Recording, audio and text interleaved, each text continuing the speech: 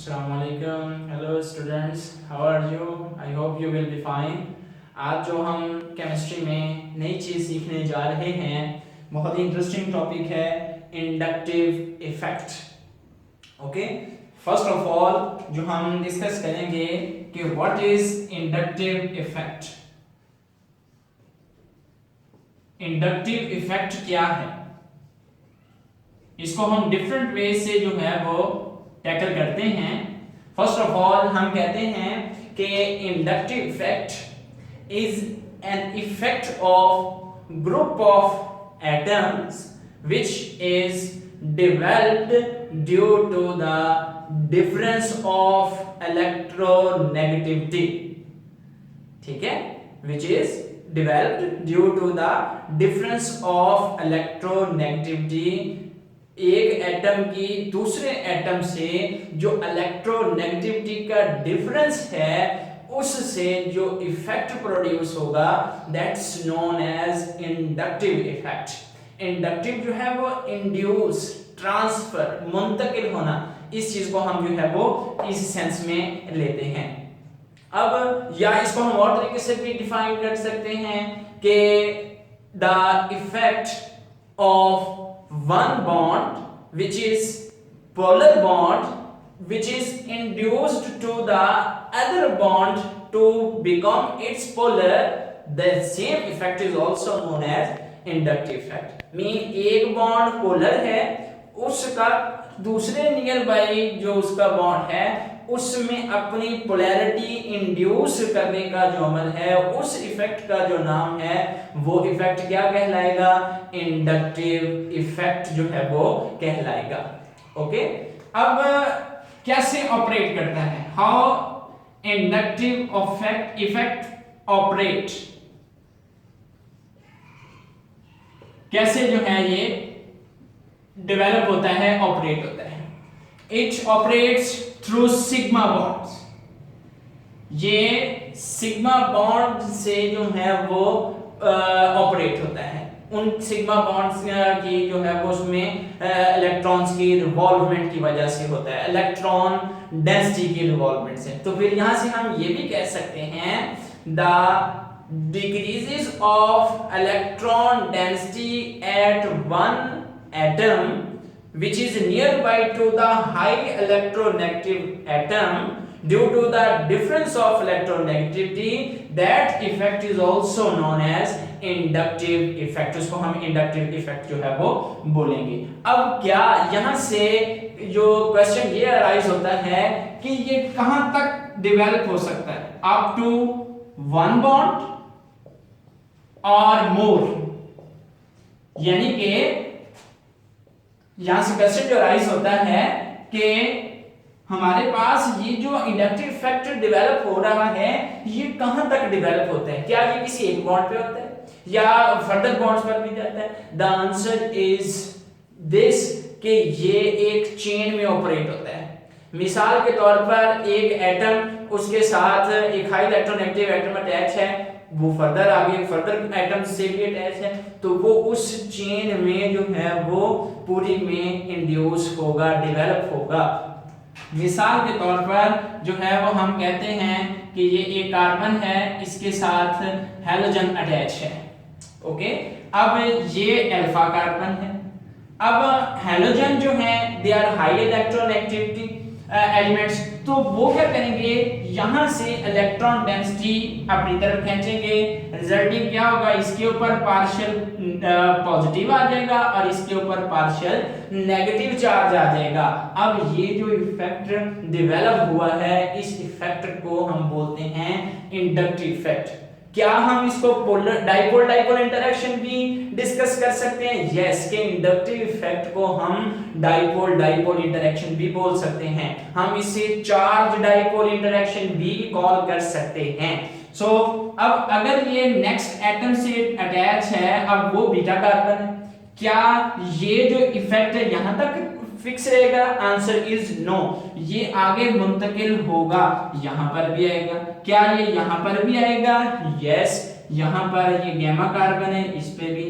लेकिन फर्क क्या है, ये जो डायरेक्टली कार्बन है यहां पर इफेक्ट ज्यादा है, जैसे ही ये बीटा कार्बन आएगा इफेक्ट और कम हो जाएगा, ये जैसे यहां पर आएगा इफेक्ट और कम हो जाएगा।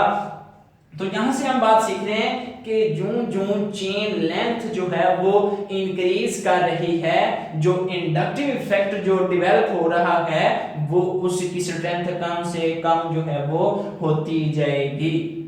ओके, अब ये डिपेंड करता है हमारे पास, ये तो हमने हाई इलेक्ट्रोनेगेटिव लिख दिया। अब हम यहां से जो एक बात यहां से क्वेश्चन अराइज होता है कि क्या हमेशा जो इंडक्टिव इफेक्ट है वो इलेक्ट्रॉन विथड्रॉइंग ही होता है?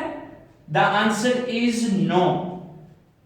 क्या हमेशा इलेक्ट्रॉन डोनेटिंग इफेक्ट होता है inductive? The answer is no, because ये इलेक्ट्रॉन विथड्रॉइंग भी हो सकता है, इलेक्ट्रॉन डोनेटिंग इफेक्ट भी जो है वो इंडक्टिव हो सकता है। इट डिपेंड्स के बॉन्ड की कंडीशंस कैसी हैं, बॉन्ड की फॉर्मेशन जो है वो कैसे हुई है और किस तरह की ग्रुप की जो है वो उसके साथ अटैचमेंट जो है वो हुई है।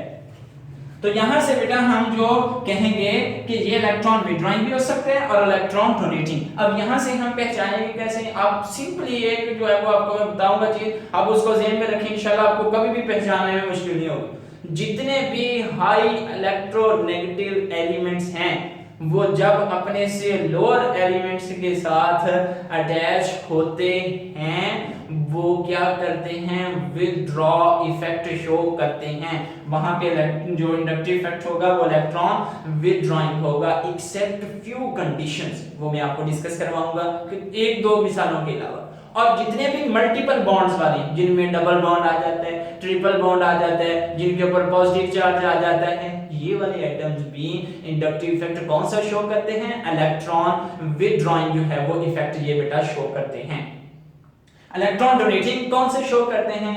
जितने भी अल्काइल ग्रुप्स हैं दे शो इलेक्ट्रॉन डोनेटिंग इफेक्ट। और मिसाल के तौर पर ऑक्सीजन के ऊपर नेगेटिव आ जाना। अब मैंने आपको कहा था कि यहाँ पर कुछ चीजें हैं जो विथड्रॉइंग शो, हालांकि ऑक्सीजन हाई इलेक्ट्रोनेगेटिव है लेकिन अगर उसने एक बॉन्ड बनाया हुआ है उसके ऊपर नेगेटिव चार्ज होता है, उस केस में वो इलेक्ट्रॉन विथड्रॉइंग नहीं होती बल्कि इलेक्ट्रॉन डोनेटिंग होती है। मिसाल के तौर पर आप देखें CH3 CH2O negative.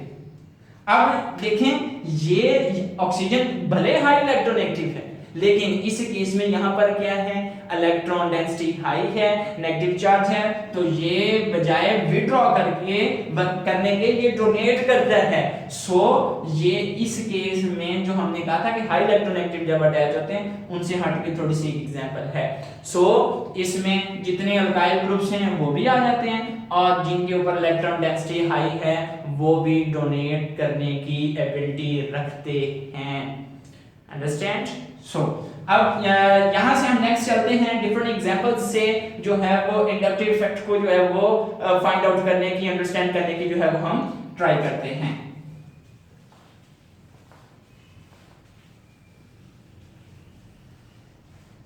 For example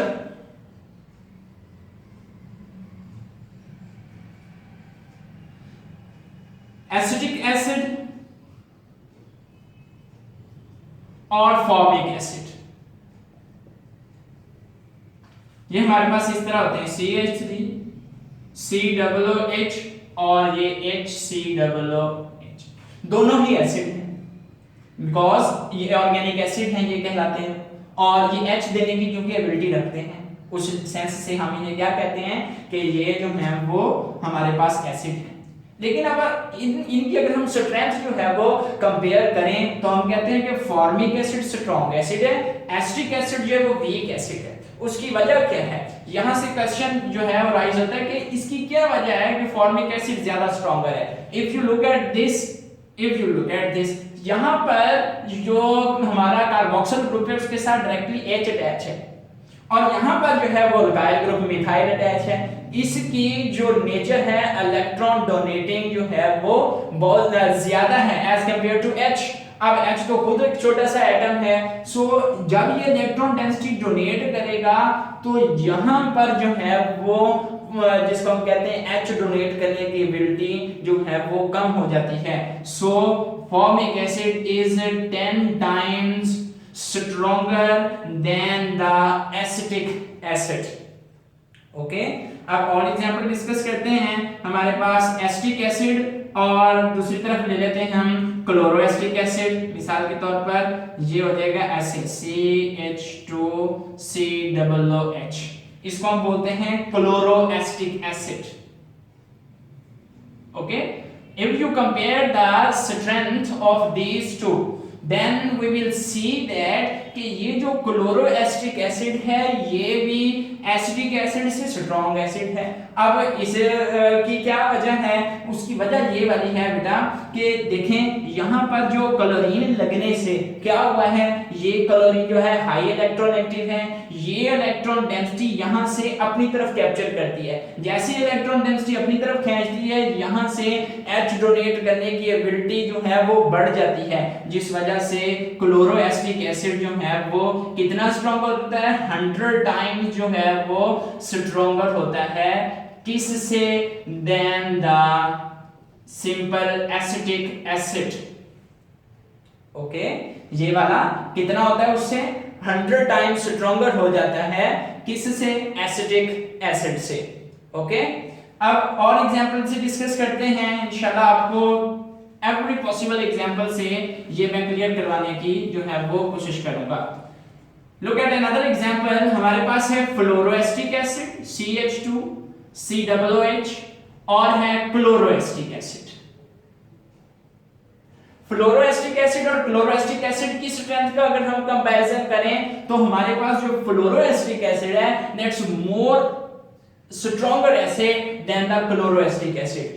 अब पहले हमने पढ़ा था कि ये जो है वो एसिटिक एसिड से ज्यादा, लेकिन जब इसका कंपैरिजन फ्लोरोएसिटिक एसिड से होता है तो हम कहते हैं ये वीक है। उसकी वजह क्या है कि ये जो क्लोरीन है ये कम इलेक्ट्रोनेगेटिव है और फ्लोरीन जो है वो ज्यादा इलेक्ट्रोनेगेटिव है, जिस वजह से फ्लोरीन की यहां से इलेक्ट्रॉन विथड्रॉ करने की इलेक्ट्रॉन डेंसिटी जो है वो अपनी तरफ खींचने की एबिलिटी ज्यादा है और इसकी यहां पे जो है वो कम है, जिस वजह से इसकी H को डोनेट करने की एबिलिटी ज्यादा हो जाएगी और इसकी H को डोनेट करने की एबिलिटी कम हो जाएगी। So fluoroacetic acid is stronger acid than the chloroacetic acid. Okay, अब यहां से आपने जो बात याद रखनी है वो ये वाली है। मिसाल के तौर पर हम जो है वो बात करते हैं अल्काइल ग्रुप्स की। देखें CH3 CH3 CH3, alkyl halide की बात कर लें CH3 CH3H Br CH3 Cbr। देखें अब यहां पर भी इंडक्टिव हो रहा है, यहां पर भी इंडक्टिव इफेक्ट है, यहां पर भी इंडक्टिव इफेक्ट है, लेकिन यहां पर अगर हम बात करें negative positive negative positive negative positive, क्योंकि ब्रोमीन हाई इलेक्ट्रोनेगेटिव है और जो कार्बन है वो लेस इलेक्ट्रोनेगेटिव है। अब आप देखें कि जो इंडक्टिव इफेक्ट है वो डेवलप हो रहा है यहां पे। अब क्या ये फिक्स है? ये इधर भी आएगा, ये इधर भी आएगा, ये इधर भी डेवलप होगा जो उससे अटैच, ये इधर भी आएगा, ये इधर भी आएगा। अब ये जो इफेक्ट जो है वो डेवलप हुआ है, इस इफेक्ट को बोलते हैं space effect, field effect. Mean कि जिस कार्बन से डायरेक्टली हाइड्रोजन अटैच थी उसने डिफरेंस ऑफ इलेक्ट्रोनेगेटिविटी से क्या किया, इलेक्ट्रॉन डेंसिटी ज्यादा अपनी तरफ जो है वो खींची और उसने अपनी पॉजिटिविटी अपने जो डायरेक्टली साथ अटैच थे उनको स्प्रेड कर दी। ये जो स्प्रेड की स्पेस में अपने फील्ड में, this effect is known as field effect, space effect. So inductive effect and field or space effect both operates generally at the same time. So that's all about inductive effect। आप इस example में देख सकते हैं कि ये वाला जो है वो इलेक्ट्रॉन डोनेटिंग इफेक्ट है मिथाइल का, इसको डोनेट करते हैं जिस वजह से इनके ऊपर जो है वो क्या होता है, इफेक्ट जो है वो इसकी पॉजिटिविटी इसके ऊपर मुंतकिल होती है, इसके ऊपर भी मुंतकिल होती है, इसके ऊपर मिथाइल दे रहे हैं इलेक्ट्रॉन डेंसिटी जिस वजह से इनके ऊपर जो है वो कम हो रही है। Okay, that's all about inductive effect. Hope so you understand, you enjoyed this lecture. If you understand this, don't forget to subscribe this channel, don't forget to like the video. And if you find any problem, you can contact with me through social media by Facebook Azizur Rahman के नाम से ID है, और YouTube के ऊपर हमारा channel है chemistry corner bye mister Azizur Rahman के नाम से, और या आप जो है वो मेरे से उसमें जो है वो पर्सनल में आप WhatsApp के थ्रू मेरे पास कांटेक्ट कर सकते हैं। जज़ाकल्लाह, मिलते हैं नेक्स्ट वीडियो के साथ इंशाल्लाह नेक्स्ट टाइम। जज़ाकल्लाह, अल्लाह हाफिज़।